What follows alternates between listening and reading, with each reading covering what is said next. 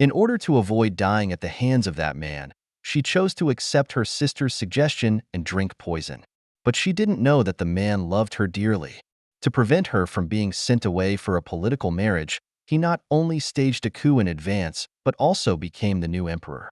She was originally the seventh princess of the empire, the only member of the royal family who opposed slavery and advocated for the good treatment of slaves. However, because she had no power and was kind-hearted, she became a thorn in the royal family's side. Now, as she looked at the continuous warfare outside the palace, she felt helpless and thought to herself, "I told father long ago that if we don't change the system soon, the royal family will be annihilated by such people." Sure enough, the leader of the homunculi, Mikhail, gathered the slaves within the palace within a week, successfully overthrowing the empire and ordering the elimination of all royal bloodlines, leaving only her and the eighth princess alive.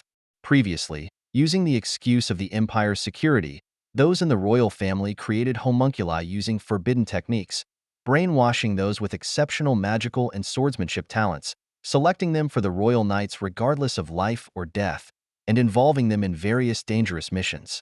This had already caused resentment among them. Later, the third princess, Bridget, ascended to become the crown princess and even forced homunculi knights into her harem, and had their honor as knights trampled on, pushing the family further down the path of self-destruction. Although Eve was infuriated by their actions, she knew her own life was not safe. Now, she had been imprisoned for a month, waiting for death. She was aware that the philosopher's stone, symbolizing the emperor, would pick the empire's sole survivor, but it wouldn't be her. It would be Rose Knight, the eighth princess, who has always been devoted to Mikhail. In truth, she didn't fear death. She was just unwilling to die without overthrowing the slave system herself. At this moment, her thoughts were interrupted by someone entering through the door. Seeing that it's Mikhail, Eve was surprised. They started talking, but her distant attitude pushed Mikhail closer, asking, "Wouldn't it have been better if you had chosen me as your exclusive knight from the beginning? Things wouldn't have ended up like this." She could have chosen one person from the royal knights as her exclusive knight, who would have been completely loyal to her as a princess or prince.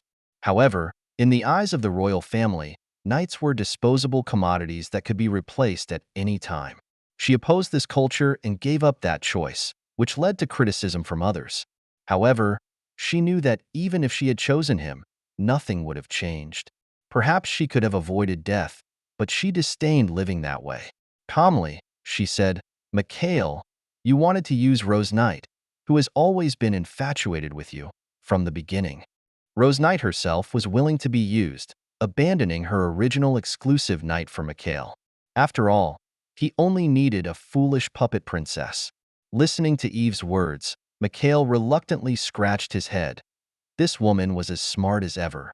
Before he could explain, an urgent message from a guard interrupted them. There was a problem with the child in the Empress's room. He had to leave hurriedly, not looking back as he said goodbye, which made Eve's hands tremble. Was this goodbye a prelude to her execution? She had long grown accustomed to this loneliness, but not long after, Rose Knight arrived.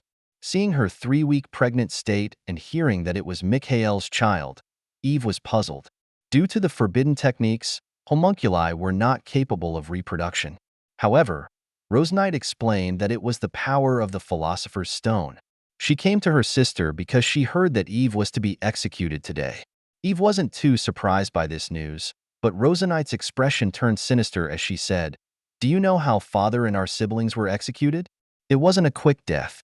Mikhail gave those exclusive knights a chance to kill their most hated person, and Bridget was burned alive." Her words were cutting, matched by Eve's shocked expression. Rose Knight continued, "Because you don't have a knight, the one who will execute you is Mikhail, the one who hates you the most. And you will be executed by beheading." Beheading?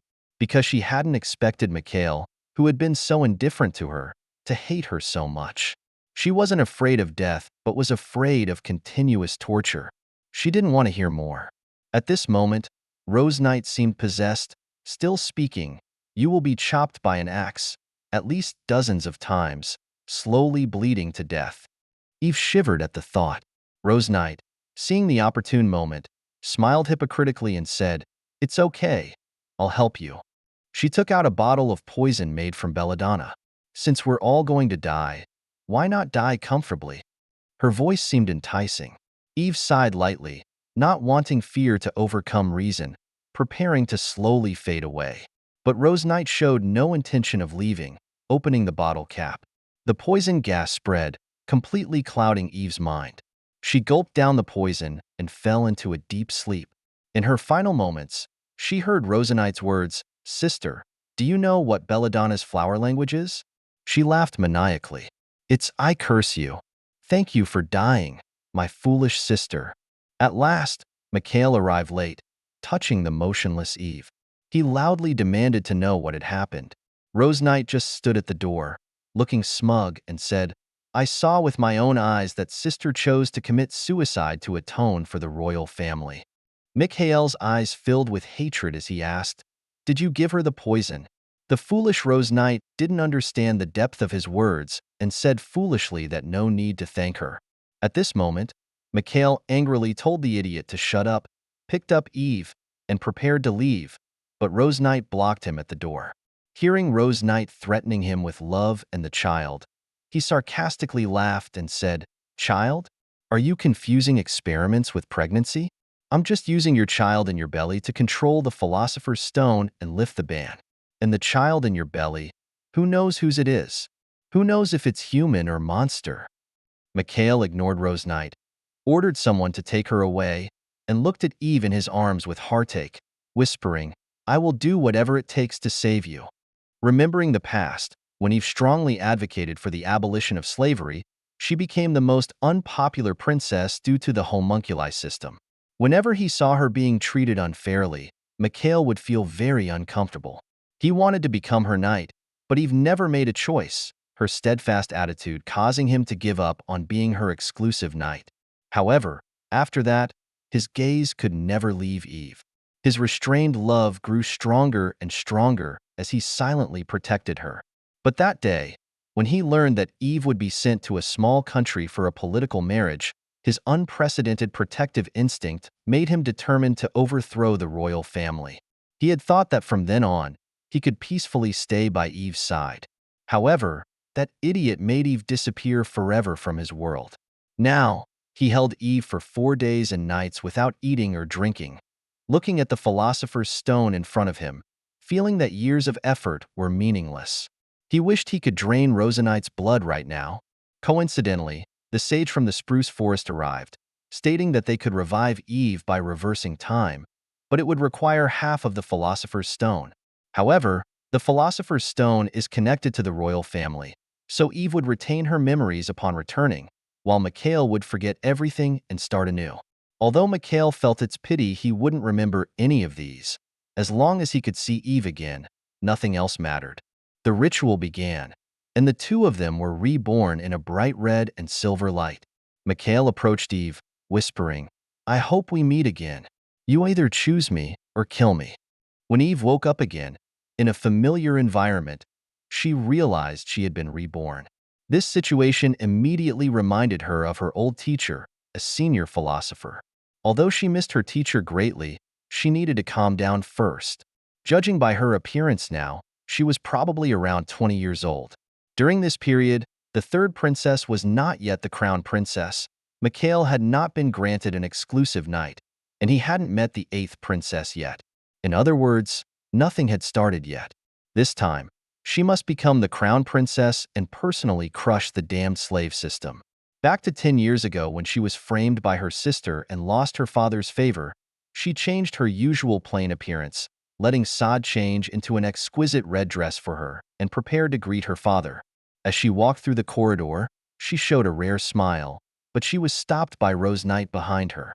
Looking at Rose Knight's innocent face, Eve couldn't help but remember the curse she heard before her death in her previous life. Now, Eve could only hide her disgust behind a smile, praising Rose Knight and inadvertently noticing the silver-haired knight behind her. She then began to ask questions that she already knew the answers to. Listening to Rose Knight's enthusiastic introduction, "He is Sylvestian, a homunculus from the Royal Guard. I asked him to escort me here." Eve realized that Rose Knight was now genuinely satisfied with Sylvestian. Even before being granted an exclusive night, she would take him for walks around the palace. However, he was eventually abandoned. In response to Sylvester's courtesy, Eve smiled back and said, "I've heard of your name. I hear you excel in swordsmanship and magic, which makes you outstanding. I believe you will become an excellent knight. I sincerely wish you meet a good master." These words undoubtedly struck a chord in Sylvester's heart. After all, no noble had ever spoken to him from the perspective of his abilities. For a moment, he forgot to respond, feeling surprised by Eve's words. He quickly spoke up, realizing the rudeness. "I'm sorry. It's just that, as a member of the royal family, the attention is usually focused on my hair color during the first meeting. Your words just now left a deep impression on me, so I was a bit surprised." Of course, his words also subtly mocked Rose Knight. At this point, Eve clearly understood the meaning behind his words, and Rose Knight, with her outstanding appearance and naive demeanor, was hailed as the Empire's White Rose. Initially, she chose Sylvester because his rare hair color matched her own name well. Later, amidst the awkward atmosphere, she and Rose Knight went to the dining hall together. Others had already arrived. As the Emperor had 18 children, only 4 or 5 would be randomly selected for greetings. Today, present were the 4th prince, 5th prince, 3rd princess, and 8th princess. However, as soon as they sat down, they heard the 4th and 5th princes praising Rose Knight while also subtly mocking her. She was used to this treatment as a rare light blonde among the predominantly golden-haired royal family, often being seen as impure-blooded. But now, she realized how weak she had been before, always bowing her head unnecessarily. Facing these malicious gazes, she found it boring, and with an eye roll and a smile in response, Eve's smile made the 2 princes across from her feel uneasy. Ignoring these 2 idiots, Eve focused on Bridget, Rose Knight, and the Emperor, who entered shortly after. After the Emperor settled down and exchanged pleasantries, Eve began her plan. She started by brewing tea to relieve headaches, which increased the Emperor's fondness for his thoughtful daughter. Sure enough, she received repeated praises from her father and also elicited teasing from the 3rd prince opposite them. "I thought Eve only practiced alchemy, didn't expect her to make tea too." Seeing everyone react like this, she took the opportunity to praise her father. Alchemy and tea-making are actually quite similar. They both require gathering high-quality ingredients and proportionate blending to brew a good tea that addresses specific needs. So, it's all inherited from father's excellent genes. This remark undoubtedly flattered the Emperor. Everyone knew that Eve was highly skilled in alchemy, and now she was also appreciated by the Emperor. As a result, it was not surprising that Eve felt the threatening gaze of the 3rd princess. She continued to feign humility. "Father, you praise me too much. How could I compare to you, father? My 3rd sister is much more talented than I am." This series of actions made everyone present realize shockingly that Eve was trying to please their father. Afterwards, everyone's attention shifted to Rose Knight's upcoming birthday banquet, as it was also the day she would choose her knight. At this moment, Rose Knight wore an innocent expression and said, "I don't know magic or alchemy, so I'm worried the sealing ceremony might fail." Seeing her daughter's adorable demeanor, the Emperor indulged her and reassured her not to worry. Rose Knight also mentioned Eve beside her. Of course, Sister Eve won't have such concerns. Just when everyone was expecting Eve to display her usual confrontational attitude, she calmly sipped her tea, feeling thankful for this scheming woman's actions, which inadvertently gave her an opportunity she had been seeking. Seeing Eve remain silent, the old Emperor sighed.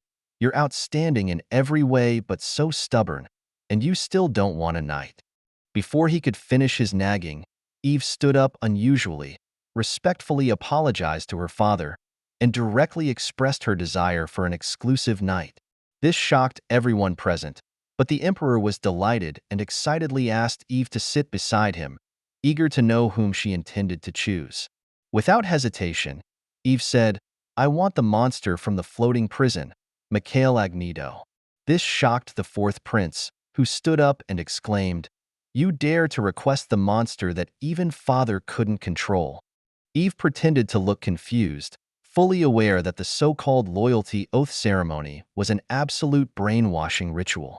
And if Mikhail were an ordinary homunculus, he would have been killed for refusing the oath long ago.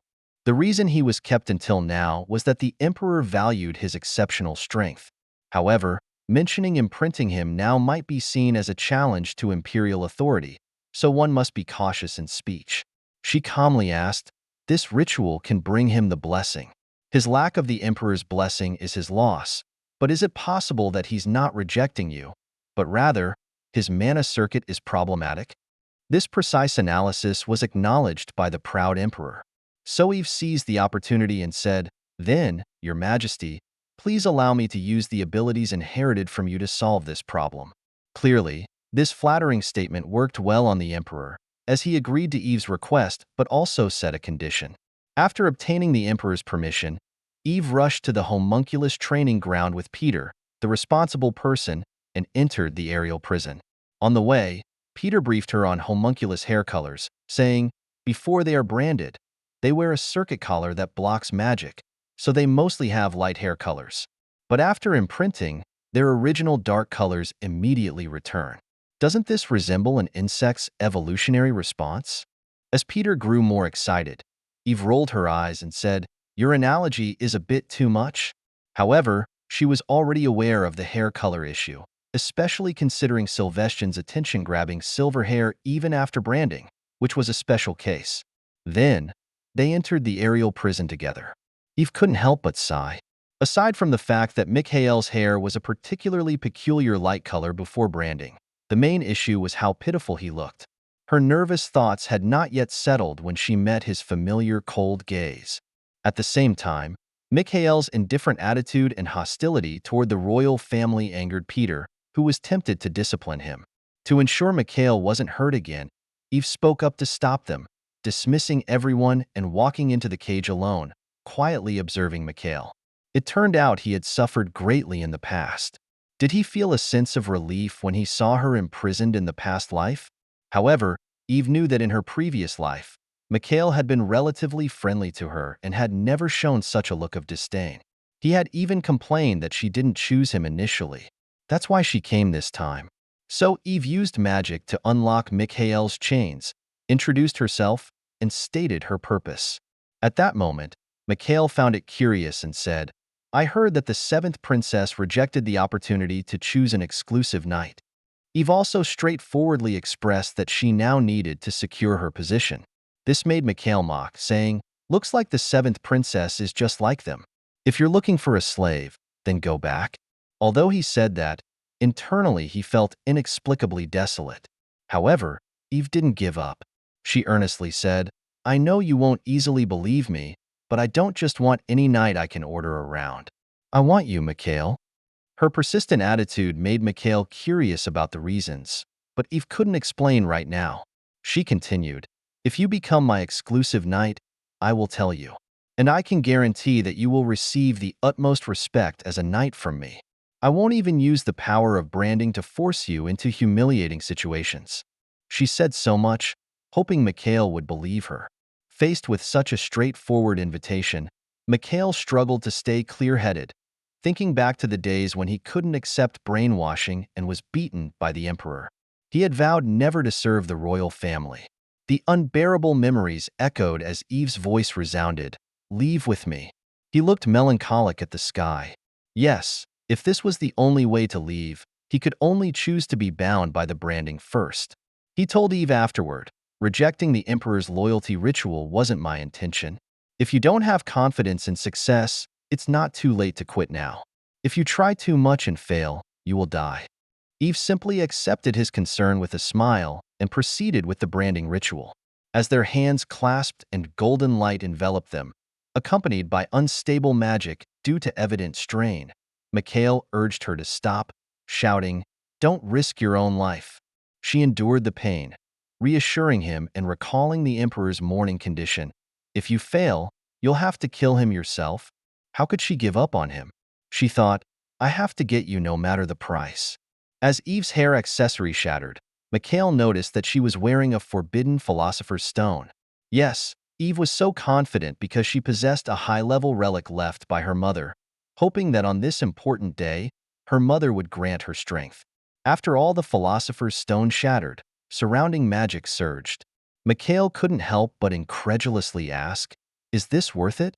Her answer remained affirmative. "I must have you." As the light gradually dissipated, only two beams of light entered their bodies. The imprinting was complete. Eve hadn't fully recovered from her surprise and was thrown out by a massive jolt. Eve was caught by Mikhail just in time. Meanwhile, Mikhail's hair, following the successful imprinting, turned into a deep black, which made him look really handsome. However, despite being single for 2 lifetimes, Eve instinctively pushed him away when faced with such proximity, shyly creating a distance of about a foot. Mikhail felt a natural response in his body to save Eve, sighing, "It seems like imprinting really worked. To be honest, it's not much different from being a slave, always having to watch out for the master's safety." Each mention of master from a man's mouth made Eve's heart flutter. Coupled with the significant energy consumption of imprinting, she suddenly sat down on the ground. Mikhail quickly asked what was wrong, and she explained that she was just tired. Teasing her, he said, "It seems like humans are much weaker than homunculi. I will keep that in mind." Eve smiled and said, "So take care of me in the future, Sir Agnito." Mikhail replied, "Well, you too." She hadn't fully recovered from the surprise of the bonding ceremony when she received a heap of rewards from her father, along with several maids. On the way back, they encountered Sylvestian. After some small talk, Sylvestian learned that Eve had chosen Mikhail as her exclusive knight, and his eyes betrayed a sense of loss. "If you're looking for a knight, you could have chosen from around here," he said in a somewhat complaining tone, though Eve barely caught his muttering, and he realized his slip of words. After congratulating Eve, Sylvestian excused himself. Later, when Eve returned to the palace, Mikhail was already groomed with neatly trimmed hair and a relaxed uniform. Eve couldn't help but admire how handsome he looked, understanding why Rose Knight, who was so picky in her past life, fell for him at first sight. Her wandering thoughts were interrupted by Mikhail's approach. He asked, "What's wrong? Do I look weird?" Eve nervously waved her hand. "No, it's just that something's missing. A good sword." Mikhail understood. Typically, when knights reported, they were given standard long swords with their uniforms. The reason he was overlooked was due to the competitive atmosphere within the royal circle, where exclusive knights were seen as accessories, and many nobles bought fancy swords to showcase their status. Over time, the idea of a knight not needing ordinary accessories became the norm. This precise analysis left Eve speechless but intrigued by how much Mikhail knew. With a mischievous grin, Mikhail said, "Because at the training center, we learn these things every day, from palace etiquette to practical skills and how to serve the royal family." Eve was surprised and thought, "Serve the royal family? He means that kind of thing?" The conversation became awkward, so Eve decided to make some tea to clear the air and get to know Mikhail better. After all, the imprinting was just a temporary measure. Mikhail would soon become the king of the homunculus, and even if he rebelled, she wouldn't be able to stop him. So for now, they needed to establish a friendly relationship. As she picked up various teapots and cups, she remembered the only time they had tea in their past life. Back then, she had only politely asked, but he had actually drank it and even earnestly commented on its taste, saying, "The color and aroma are good, and the color of the tea is similar to the color of your eyes. I like it a lot." Although it was just a few short sentences, she couldn't help but blush a bit. However, he soon went to find Rose Knight. Sometimes, she couldn't tell if Mikhail's interactions with Rose Knight were genuine or just an act. Returning to the present, she asked, "I forgot to ask you, how do you feel about leaving the training camp?" In Mikhail's eyes, the gentle breeze and the dappled sunlight, with the tree shadows swaying behind her, made Eve look like a radiant fairy, and he couldn't take his eyes off her. Forgetting to answer her question, he blurted out, "There are so many things that are the same color as your hair." Eve fell silent for a moment, thinking he was referring to her golden hair, which was supposed to be a symbol of the royal family, but her hair wasn't pure blonde. She explained seriously, "My hair isn't green. It's lime blonde. It's blonde." Mikhail nodded, gazing at her, and slowly said, "But in the end, it's still very beautiful."